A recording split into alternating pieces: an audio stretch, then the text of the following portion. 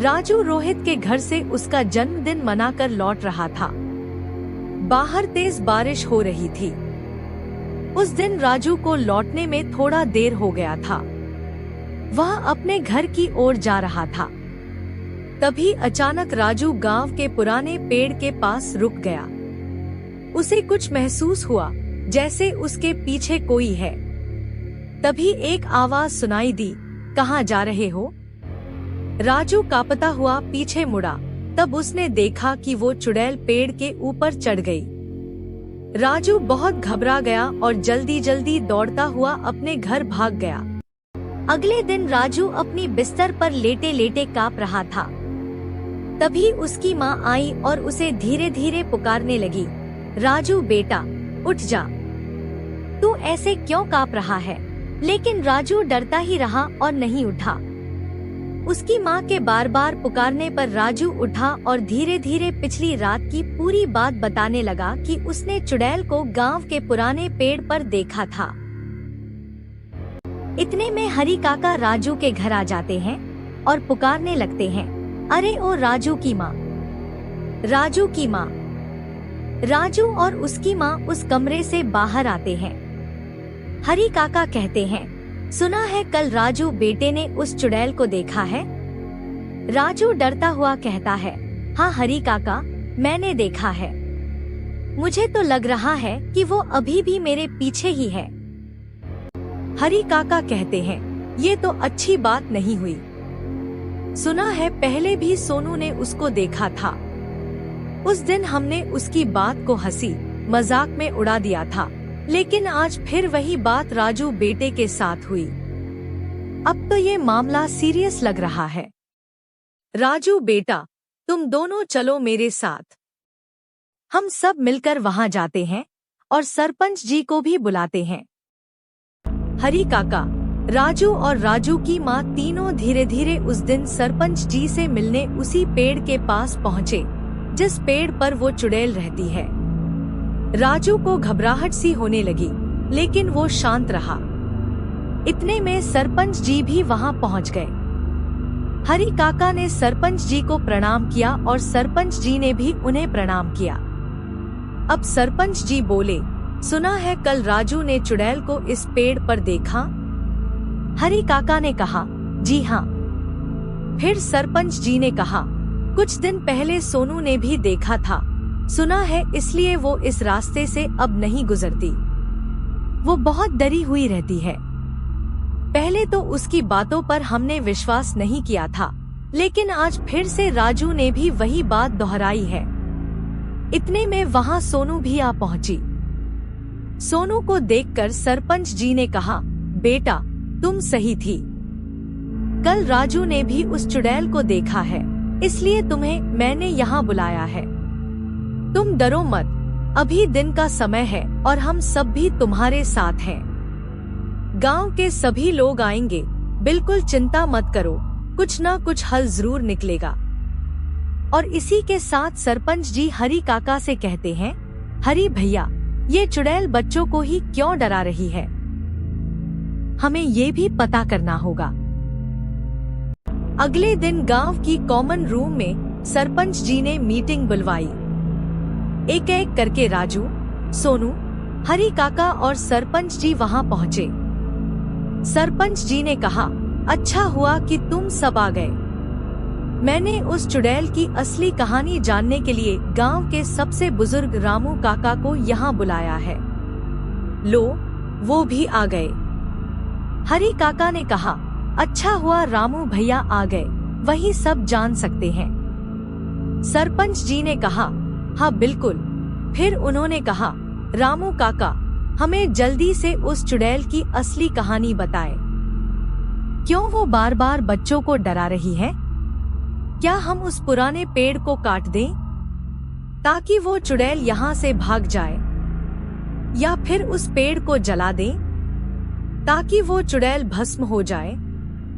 इतना सुनते ही रामू काका ने कहा, नहीं नहीं, ऐसी बात बिल्कुल अपने मन के भीतर मत लाइए सरपंच जी।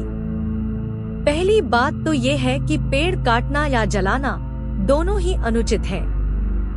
पेड़ प्रकृति का दान है, उसे मिटाने का अधिकार हमें भगवान ने नहीं दिया है। और दूसरी बात, तुम्हें असली कहानी सुनाता हूँ मैं उस चुड़ैल की, कि वो क्यों उस पेड़ में रहती है। अब वो बोलने लगे, वो बहुत पुरानी बात है। झुमकी नाम की एक बहुत प्यारी लड़की हमारे गांव में रहती थी। जितनी प्यारी उसकी बातें थी, उतनी ही प्यारी उसकी आवाज भी थी। वो सबको बहुत प्यारी थी। वो उसी पेड़ के पास हर रोज खेलती थी, मुस्कुराती थी, गाना गाती थी।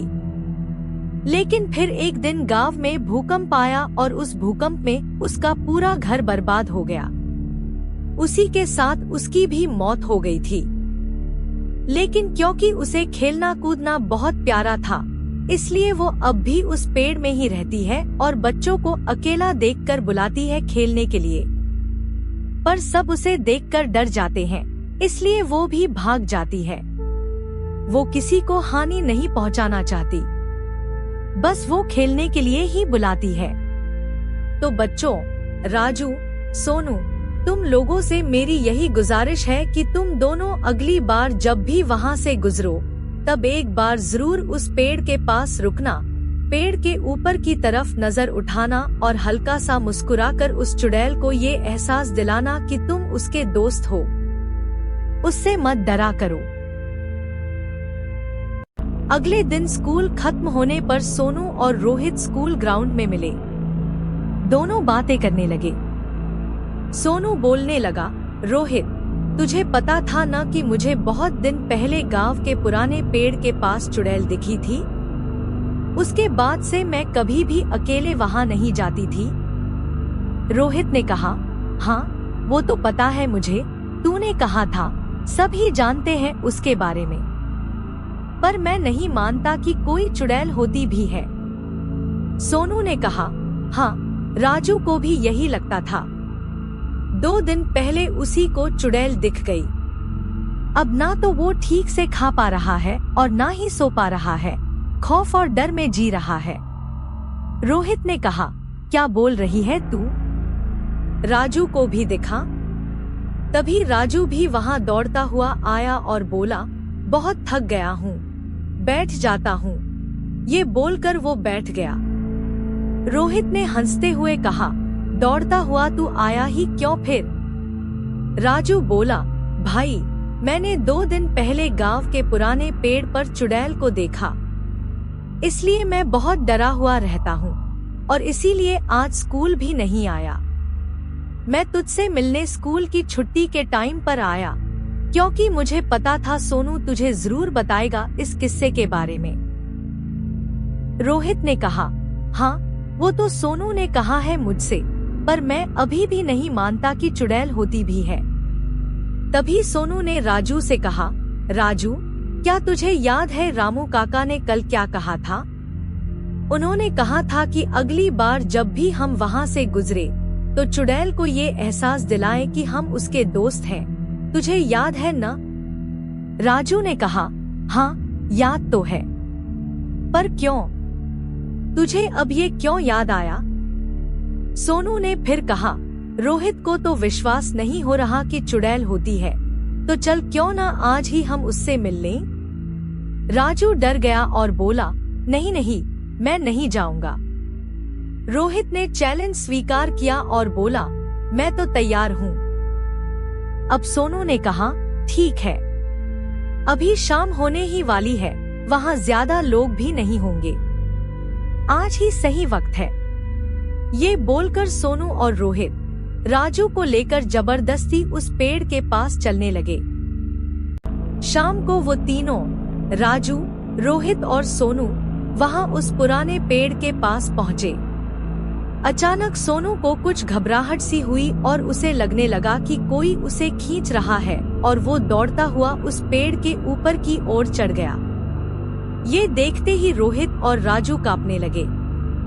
रोहित तेजी से भागने लगा अपने घर की ओर और फिर राजू भी रोहित के पीछे पीछे भागने लगा।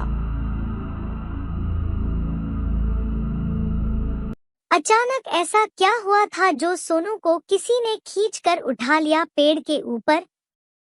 ऐसा क्या देख लिया राजू और रोहित ने कि वो दोनों इतना घबरा गए और भागते हुए अपने घर चले गए?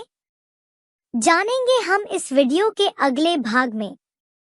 तब तक के लिए जुड़े रहिए हमारे पिंकी बियर किडो चैनल के साथ और चैनल को सब्सक्राइब कर लीजिए ताकि अगला पार्ट मिस न हो जाए। अगर वीडियो अच्छी लगी हो तो वीडियो को एक लाइक जरूर देना प्यारे बच्चों।